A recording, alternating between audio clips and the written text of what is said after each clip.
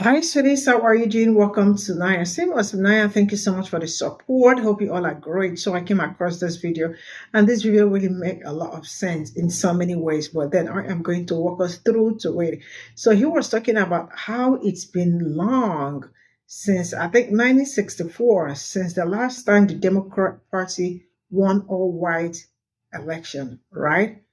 And why is this so? So he also said that in 1964, the Congress passed public law. That is Law 88 352, and that it was about the civil rights of 1964, which prohibits discrimination on the basis of color and race, right? Religion, sex, or nation origin. Now, if you look around what it's going on now, you see that a majority of these people do. That's why I keep saying that these people do not want some certain things to end.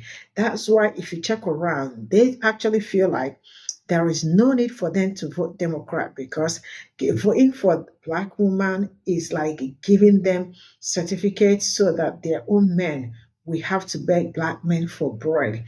This was actually their own word, and I am also trying to make sense with what this man is talking about, right? So, and if you look around since then, that's why if you check around, you rarely see these people that say they are allies talk on the major problem facing black community. And there is something that I have also learned. If they talk about it, if they look for a way to make life easier for black people, who are they going to? You know what? Let's get into this. Do you know when the last time Democrats won the majority of the white vote? 1964. Well, why would that be? What happened in 1964 that was such a turning point that caused the majority of Southern white folks to stop voting Democrat and turn to the Republican Party? In 1964, Lyndon Johnson was the president. And that's when Congress passed the 1964 Civil Rights Act, which prohibits discrimination on the basis of race, color, religion, sex, or national origin. Now, do we think it's a coincidence that this is the last time that the majority of white folks in the United States of America voted Democrat? Well, what else happened since then? We've had a 700% increase in our prison population. In 1970, right after the Civil Rights Movement, the population was 328,000. Today, it's as high as 2 million. But why? Because President Ronald Reagan's administration saw the prison population essentially double. What did they create? The war on drugs, which we now know was a war on people, particularly black and brown people. And just for optics, here's a chart. Civil rights movement, the end of it, prison population, straight up. No wonder why there are so many black women in the United States of America who feel betrayed. We are 5% of the global population. We rate the highest in the world for the prison population at almost 20% of the incarcerated population. Well, who do we fill our jails and prisons with? If black people make up 13% of the overall population, yet they're 35% of the jail population, 32% of the prison population. Meanwhile, white people make up 60% of the overall population, but they're 48% of the jail population and 31% of the prison population. You tell me who is over and underrepresented. Not to mention, black people make up 53% of all exonerations in this country, and 69% of people exonerated from drug crimes were black, compared to 16% that were white. Black people and white people use illegal drugs at the same exact rates, but black people are 3.5 more times likely to be arrested for it. But what exactly would cause these exonerations? Could it be police misconduct is the leading cause of wrongful convictions for drug crimes and black defendants are more likely to be the victims? 47% of exonerated black defendants were victims of official misconduct for drug crimes compared to 20% of exonerated white defendants. And Trump has said that he wants to give law enforcement full immunity. Meanwhile, Trump has skirted the criminal justice system himself with his wealthy white privilege. And right now in the United States of America, there's only one party that backs the blue unequivocally, that wants to give them full immunity, no checks and balances. And currently only the Republican Party is pushing mass incarceration. I live in a state where Republicans have a super majority. DeSantis just vetoed 4 criminal justice reform bills.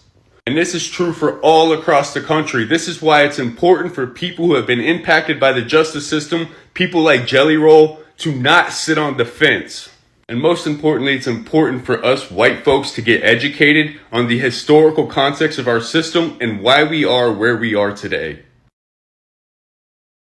So the 13th Amendment was the abolishment of slavery except when punishment for a crime. Crime became the loophole to legalize slavery. However, there have been many states all across the country that have taken the slavery language out of the 13th Amendment. But what they didn't take out of it was the involuntary servitude when punishment for a crime. This basically means that if you commit a crime, you get sentenced to prison, then the state or the government can force you to work. Prisons all across the United States prop up the economy, especially in small, rural, predominantly white communities. And unfortunately, in the state of California, which we know to be one of the most progressive states in the country, they recently had a measure on the ballot that would have banned forced prison labor, and it did not pass. Proposition 6 would have amended the state's constitution to ban involuntary servitude for people in prison. The proposition would instead have allowed people in prison to choose their jobs with a related proposal that would have created voluntary work programs within the prison system. California already prohibits slavery, but the state constitution has an exception, allowing prisons to force people to work as punishment for crime. The state of California currently employs nearly 40,000 people in prison who do a variety of essential work, including fighting wildfires, janitorial work, construction, and cleaning. Many of these people could not carry the same jobs if they were free on the streets, and they earn less than 75 cents an hour. Obviously, the state profits from this very cheap labor, but like I said, it also props up the small rural communities, which could be the reason why almost 54% of the voters rejected the measure. Now, if you look at the historical context of our criminal justice system, you will see that it was literally built on racism. It still thrives today on racism. Now, I personally believe in personal accountability. I believe in restoration, restorative justice, and rehabilitation. However, a system that was built and designed to target Black and brown communities, that was built to oppress, must be dismantled and reimagined from the ground up.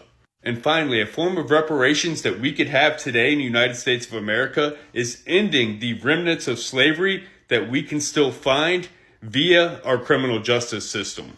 We are 5% of the world's population, yet we are 20% of its prison population. And Black people make up 13% of our population, yet they are 40% of our incarcerated population. 1 in 3 Black males carry a convicted felon label. We must find viable solutions to rectify these injustices. Even some Black people say this foolishness to me, but you can't blame racism. Brethren, if you eat bare McDonald's and you get sick, it's because you're eating McDonald's. That's not an excuse. No one's disputing it's your responsibility to stop eating McDonald's and drinking 2 pints of vodka on the weekend. But if I'm a doctor, I've got to tell you why you're sick, right? And it's the same if a community has a sickness. If poor communities, take colour even out of the equation, in poorer communities, drug addiction affects them worse. Why? Not because poor people take any more drugs than rich people. Because when you're poor and you can't afford drugs, you can't afford your kick, you get stressed, you beat maybe your wife, your children, bad crap happens because everything that was already wrong with you emotionally is made much worse by the fact that you're poor. That you maybe don't have access to education, you don't have the economic privilege to go rehab and all them kind of things there. And so the drug addiction becomes much more of a problem in poorer communities. Does that make sense? That's not blaming poverty, it's recognizing the role that poverty plays. And it's the same with race. So if Black communities are more depressed than other communities, we have to look at why. But whenever this is what's funny about this country, you can have racially specific policing, which we've had, right? We've tried it. They've got rid of it now. It no longer is just for Black on Black violence, right? You can have racially specific media. Black kid does this, Black kid does that. Even when Mark Duggan, whose mum's white, was shot, it was Black man is shot, right? No problem, cool. But the moment you try and provide a racially specific solution, say, okay, well, if Black kids are more depressed and white schools have found, or the major white-run institutions clearly have proved incapable or unwilling to deal with it, someone proposes African-centered education for young Black children to deal with some of these mental health issues. Everyone says, reverse racism, you can't do that. But you can have racially specific policing. We can know that there's racial disparities at every level. Hey, lights. At every level of the criminal justice system. But if you propose a racially specific solution, you're a madman.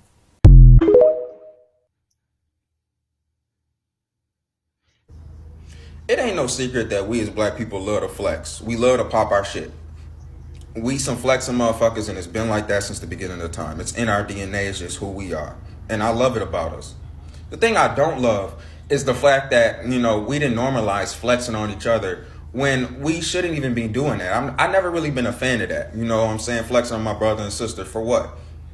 Now, I've always been a fan of flexing on these motherfucking OFAs any chance I get. Letting them know I got more paper than you. You know what I'm saying? Letting them know I'm doing better than life than you. Clutching the pearls and purses when they walk by. Locking my car doors. Letting them know I feel unsafe with them in the room.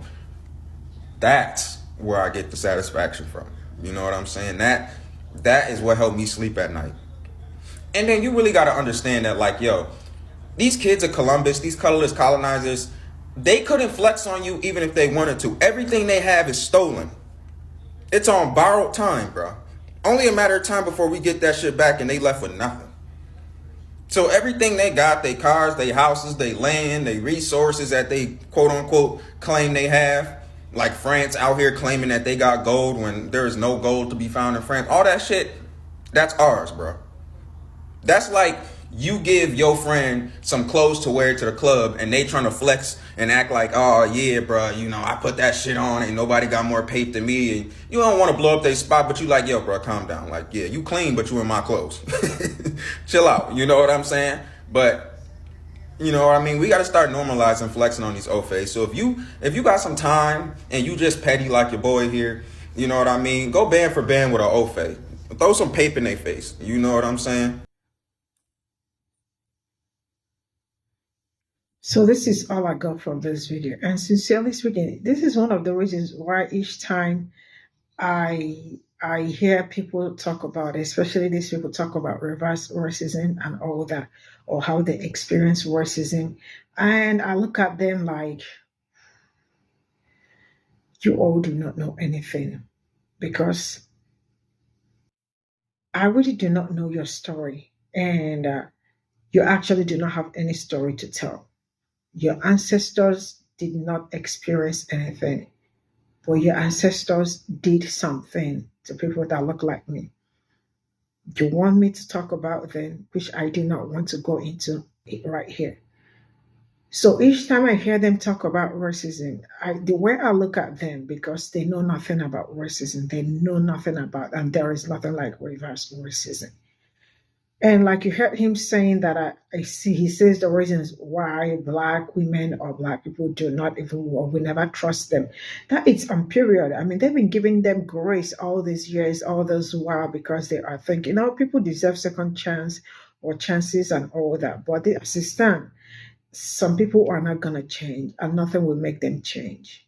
Why? Because they are already full of themselves. They feel like they are at the top and they are trying as much as they can to even maintain that position.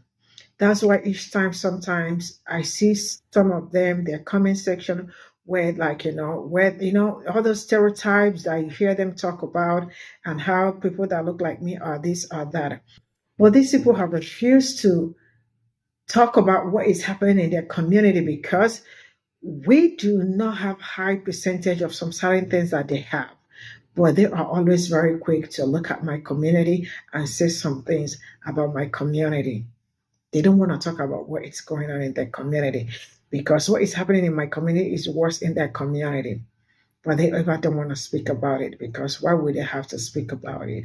And I have noticed something about those people that say that we are your allies and all that, and you never see them speak on important issues when it concerns Black people. You all can see the things going on, police brutality, mass incarcerations and all that, which some of them are some Black men that are probably somewhere they are right now do not deserve to be there. But you all already know that the system has been set up already to suppress or press down on people that look like me. They will never talk on that. You will never hear them see them talk about that.